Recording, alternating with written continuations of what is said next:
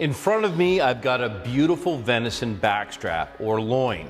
And when I'm thinking about recipes for cuts of meat like the backstrap, there's not a lot of connective tissue and there's not a lot of fat, so I have to add some flavor. The other thing I want to think about is cooking time. So things that have connective tissue, we braise, we roast. This we're going to saute. And I'm going to add a ton of flavor by making a pepper steak. A take on a classic steak au poivre. We're doing venison au poivre. The very first step is we have to remove all of the silver skin. So let's get started by gently sliding the knife just under the silver skin and working it off. Before I get too far into this delicate job, you want to make sure that you've got a really sharp knife. I want to show you how easy it is. Now, the first thing that you have to imagine is a matchbook, one of the angled matchbooks, old school. And imagine that matchbook between the blade and your sharpening steel. This honing steel, this will bring that blade back into alignment.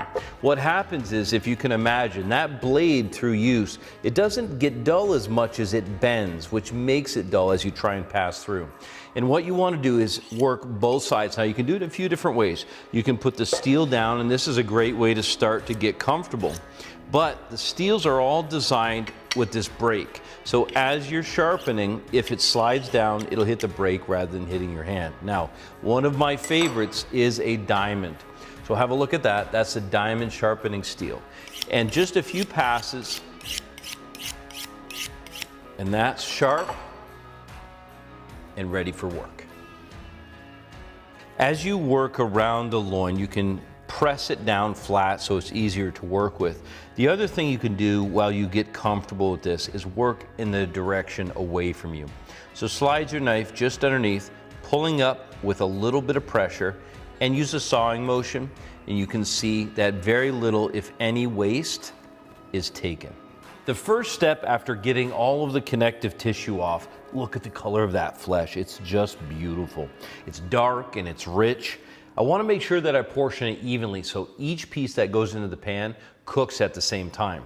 So the first thing to do is I take about an inch right off the end. So I'll slice that off. Look at how beautiful that is, and set that aside. That's for the chef. Then there's two different ways to portion it.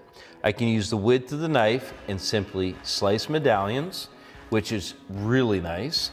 Or I can do a double width, so 1, 2, and slice that. And what you do is literally take and butterfly that. So down about 3/4 of the way through, then fold it open, and what you're left with is a beautiful thick medallion that's about twice the size. So it depends where you're going with it. Whenever you're working with such an incredible product like this venison, you always want to make sure to have residual heat in the pan. What that means is once the pan is heated up, that when you put the product in, it's not going to cool off. That means you need something cast iron or at least something heavy bottom. And I'm going to put that on medium-high heat. Once I start this cooking, I want to get good coloration on both sides and then get it out of the pan. I'd really like to serve this medium or even medium rare. With the pan up to temperature, I got some flavor going in there. The butter's in and melted. I used a camelina oil and then some fresh rosemary and garlic. Notice I didn't peel the garlic. I just want to flavor that beautiful oil. Now it's for the fun part. We're going to get into the peppers. Now, these peppercorns, you might think it's going to be so intense and so powerful and so hot. But the fact is, when you cook them, what happens is it really mellows the flavor. Now, I'm going to use a mortar and pestle and basically take whole peppercorns and just crush them up. If you don't have the mortar and pestle, don't worry. You can take the peppercorns, put them onto the board, and then just using a good pan like this, you can use this handle as a lever and literally crush the peppercorns just like this. The other thing that makes this recipe so great is that all of the ingredients are easily and readily accessible. The next step is to just simply take these beautiful medallions and press them gently into that pepper. You might think it's going to be too much, but I promise you, it is heavenly. Press them in just like this and just continue to work yourself around the board.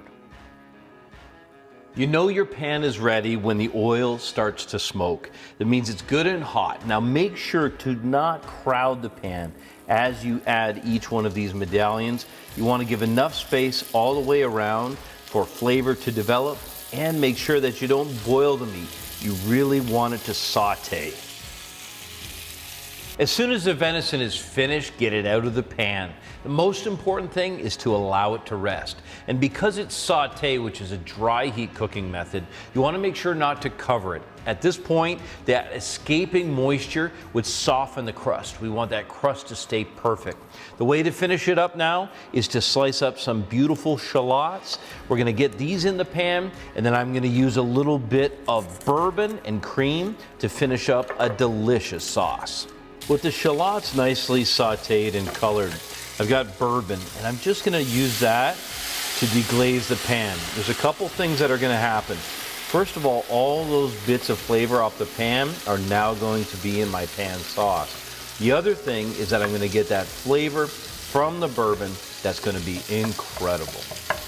With the cream I added reduced to the perfect consistency, this cream sauce made right in the pan will be the perfect complement to the peppery steak. Now that bourbon and the cream and these really acidic asparagus are going to bring this dish together in a really powerful way. The next time that you have venison, I highly recommend that you try Venison Au Poivre.